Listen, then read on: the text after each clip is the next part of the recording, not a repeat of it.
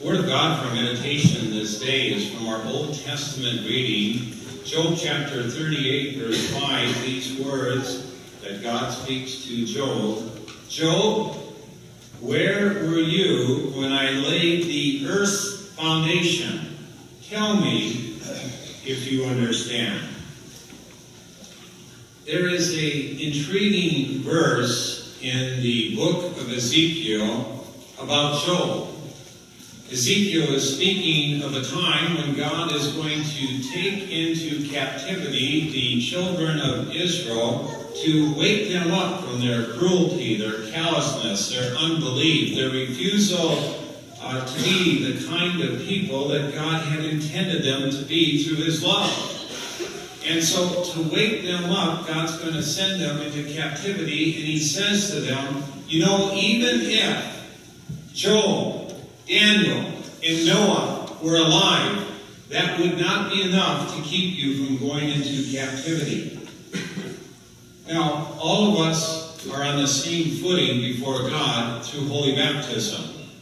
In Jesus Christ, we have forgiveness of sins, life and salvation, and on an equal footing, we all stand. That's what Paul teaches in Galatians chapter 3, 26 through 29. But even though we are all on equal footing, the Bible does speak of great men and women of faith. And three of the greatest believers, Ezekiel acknowledged to be Job, Noah, and Daniel. Three tremendous believers, and especially Job. And that's something to bear in mind, because as we read this book of Job, on the one hand we see a man of great faith, but not of perfect faith by any means. Eventually he's going to crumble, and eventually things are going to be so painful, so difficult, so great, that the faith he has up front is not going to be able to enable him to have a sterling faith all the way through. So on the one hand, he is a man of great faith, and yet on the other hand, he's a sinner saint who struggles when difficulties come into his life. The book of Job reminds us how each of us is part of a drama much bigger than we realize. That there are things that are going on in our life from a cosmic point of view that are part of the whole drama of what is taking place in this universe. Job goes through this terrible struggle on many levels, but he has no idea of the bigger picture of what's taking place behind him, but it is a significant picture. Someone has once said that throughout life you should at least read one great book. And if you've read the book of Job, you fulfilled that requirement. The book of Job helps us to embrace our mortality. All of us will die unless Jesus reappears and takes us body and soul to the new heaven and earth in our lifetime. But the book of Job reminds us of our mortality. It also encourages us to look forward to our immortality that Jesus, the Redeemer, brings. And it reminds us of the immorality of giving simple solutions to complex problems that can lead to despair. Throughout the whole book of Job, God never does give an answer to the question of why do godly people suffer. He does not give the answer there, nor throughout Scripture.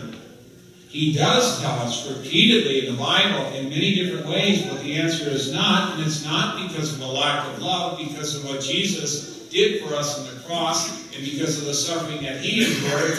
It's definitely not a lack of love. That we can say 100%. But why exactly does God permit suffering among His people? We think of the brothers and sisters in Christ in Iraq that are stranded on a mountaintop because of religious fanatics who are just trying to murder them because they're deluded about some God who doesn't exist.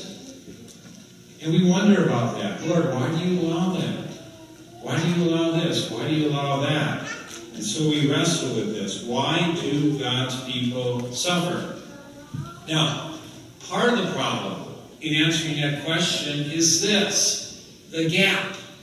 The gap between you and me and God is so great that we just don't have the wherewithal to understand it, even if God began to break it down and explain it to us. The gap is so great, and Job is going to realize that from the beginning of those questions when God says, Job, I need to ask you a few ABC questions of life.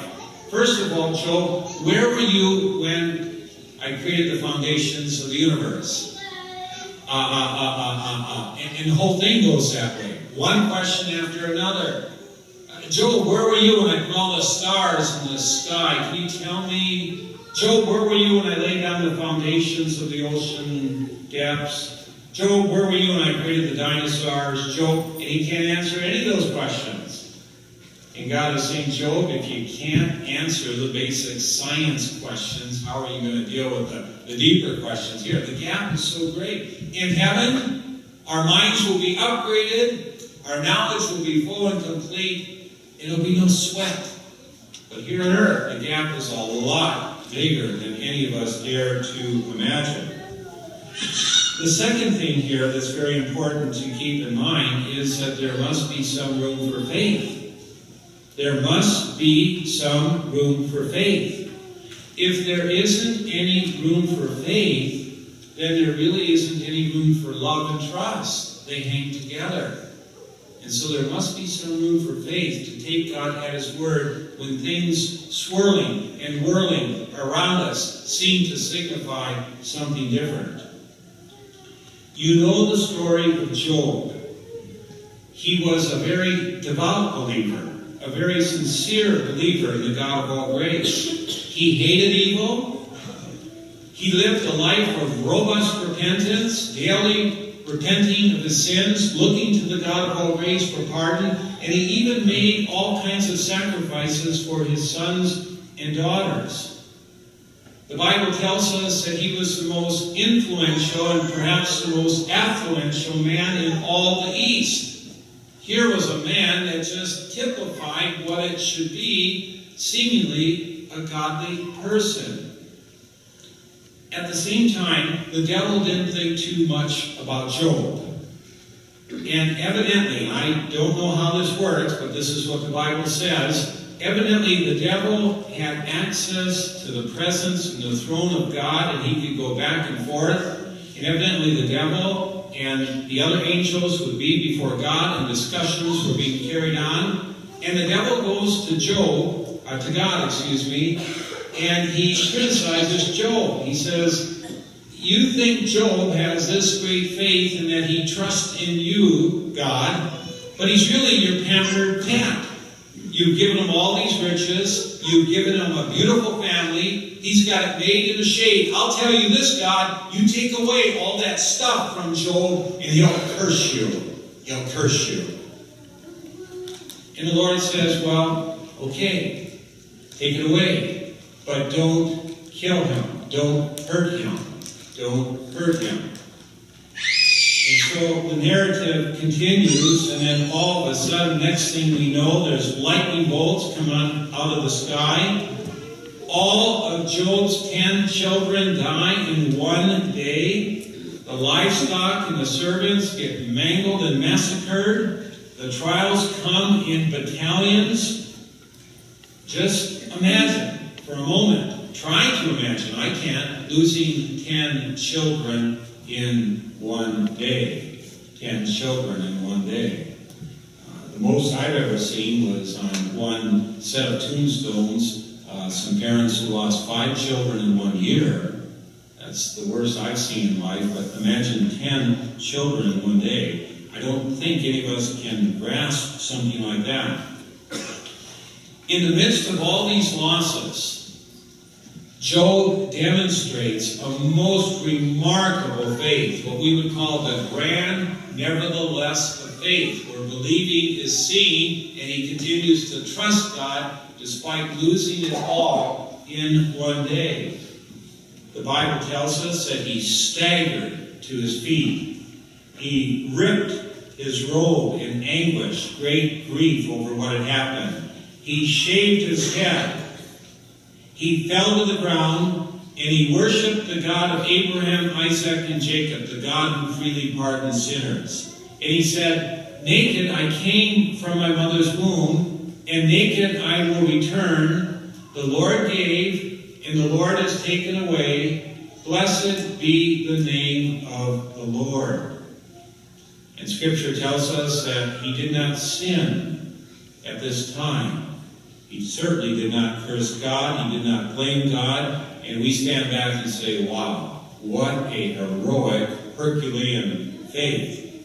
So one can understand why Ezekiel said the three great men, Noah, Daniel, and Job, had they been living, they still could not have kept Israel from going to the theological woodshed to be awakened from its unbelief, callousness, and cruelty, and come to faith.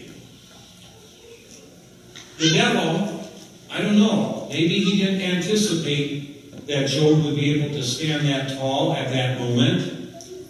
But he's not done. He knows what buttons to press to cause you and me to crumble, stumble, fumble, whatever. And so he gives it another try. He goes back into the presence of God, and he wants to up the ante. And God beats the devil to the punch here, verbally. He said, have you noticed my friend Job? What a faith he has, what integrity he has. And the devil here snarls, saying, you know, a human being will do anything he can to save his hide, to save his life. I'll tell you this. Allow me to take away the health of Job, and I know he's going to curse you, God, to your face. And the Lord said, okay, go ahead. Then God put this caveat, this hedge, don't kill him. Poor Job was struck with terrible sores.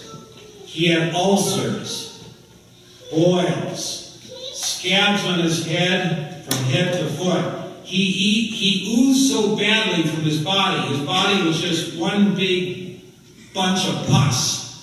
That he took a piece of pottery and he was scraping the pus off his body as he sat on an ash heap.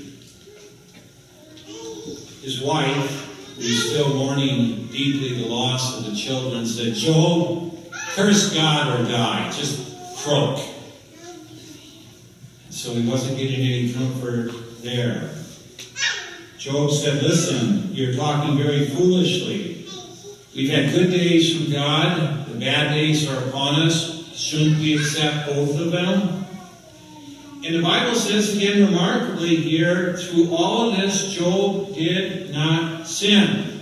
He did not say anything against God. Again, no wonder Ezekiel said, Job, Daniel, Noah, what remarkable faith. Remarkably and truly remarkable, Job sits there oozing pus for 7 days, 168 hours, and he doesn't say a single word. His friends, 3 of them, come from afar. They look at him and see all that he has lost. They hear the stories of the calamities, and they look at his wretched body, and they can't figure out a single thing to say to poor Job. Anything they would have said would have been a cliche. But eventually, Job begins to break. What happens is the pain goes on and on and on. The loss is so deep. But what really is getting at Job are these 3 friends of his. We've given them a nickname, Job's comforters, because they are precisely not that. So here's Job in this terrible anguish, terrible pain, and they're pointing fingers at him. Job, there must be some terrible, horrible sin that you did, that God is punishing you, that God is chastising you, that God is doing this to you. They are legalists. They are legalists. They are teaching that our relationship with God is based on what we do and not on God's gracious love and pardon and forgiveness in Christ. So they are of absolutely no help. Can you imagine? Fortunately, I've never seen this. as a pastor, when somebody is suffering greatly and someone comes into the hospital and says, well, you must be suffering because you did this. But that's what Job's friends were doing. And so they keep hitting him with this pagan theology of legalism. And eventually Job is fatigued, he is filled with pain, and he begins to break. And in the middle of Job, you see Job starting to lash out against God. Now, on the one hand, you see the sinner-saint tension. Job says in the midst of all this, I know that the one who's going to buy me back. I know that my Redeemer lives. I know that my Redeemer, looking at Christ, lives, and that one day he's going to raise up my body, and I'm going to behold God face to face and not another. So he believes in the resurrection. He's clinging to his Redeemer, who will buy him back with his blood in the fullness of time. So he's clinging to that, but at the same time, he's beginning to lose his grip on that core gospel confession. Job lashes out against God. He says, Lord, I played the game of life the way you wanted it to be. I've lived a life of daily repentance. I've tried the best I could to follow your word. I played as best I could by your rules. And now you are doing this to me? This doesn't make any sense, especially when all these evil people are seemingly getting away with murder. This just seems to be so unfair, God, what you are doing to me. And Job begins to start shaking his fist at God. You know, let's have it out. I want to talk to you face to face. Let's have it out. I'm wanting a one-on-one discussion with you. And so that's where our text finds itself this morning. God gives Job, and again, how this was, I don't know, but Job comes into the presence of God. We're going to have a one-on-one conversation, and all of a sudden, Job's in the presence of a big measure of the might and glory of God, and God begins, Job, before we get into this too deep, I want to ask you a few elementary questions. Where were you when I created the universe? Out of nothing. Can you tell me how this works, that works, this works, how the stars hold their position? And Job is so overwhelmed, all he can do is just, and he suddenly realizes, oh my, the gap is so great. I'm in no position as a finite person to sit in judgment of the God of grace, the God who's almighty and all-powerful. Before it's all done, Job says, oh Lord, I'm sorry that I put you on the judgment stand. I'm sorry that I thought my puny little intellect was greater than yours, that I didn't trust you. And he repents of his sin.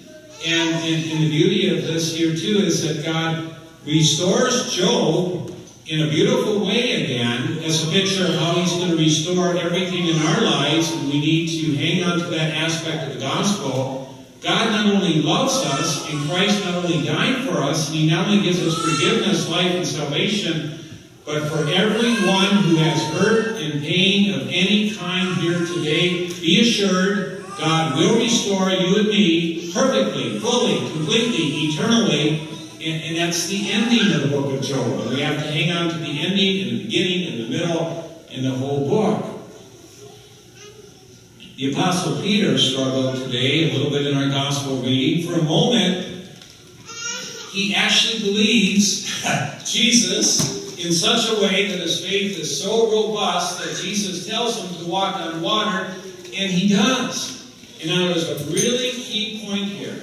As long as Peter keeps his eyes on Jesus, he's in good shape. When he gazes at Christ, he's in good shape. But when he glimpses at the wind and the waves and everything else, he begins to sink. And that's the challenge for you and me. How do we gaze on Christ's love, Christ's victory, Christ's presence, Christ perfectly fulfilling the promises of God for us, and glimpse at our problems? Glimpse at our problems, gaze upon Jesus Christ. In the end, Job was restored. Beautiful picture of forthcoming restoration and the gift of salvation. And he was granted 7 more sons and 3 daughters. I love the names of the daughters here. One is called Dove, which is almost a picture of the Holy Spirit. The other is called Cinnamon, I like that name. And the third, Dark Eyes. And then the Bible tells us this little interesting thing. They were put on equal footing with the sons of Job, a foreshadowing of what Jesus would do for us in baptism. Just a nice, wonderful, incidental comment there. What happens is Job leads us back to Jesus. I think of Job, Job, and Jesus. Job could not get the job done in terms of perfectly believing God in the midst of these heavy trials. And we understand that. But Jesus, in the midst of actually suffering hell upon the cross for you and me, never once doubted God. And we receive His perfect record, His righteousness, His salvation. Jesus gets the job done that Job could not. And He gets it done for you and me. So today, we are very thankful because all of us have times when we get very upset with God or frustrated with God or wonder. And again, we thank God that Jesus' perfect keeping of the law is our foundation and not our perfect faith. Our wonderful Savior we have in Jesus Christ. The peace of God that passes all understanding, may it guard and keep your hearts and minds on that perfect foundation, Jesus Christ. Amen.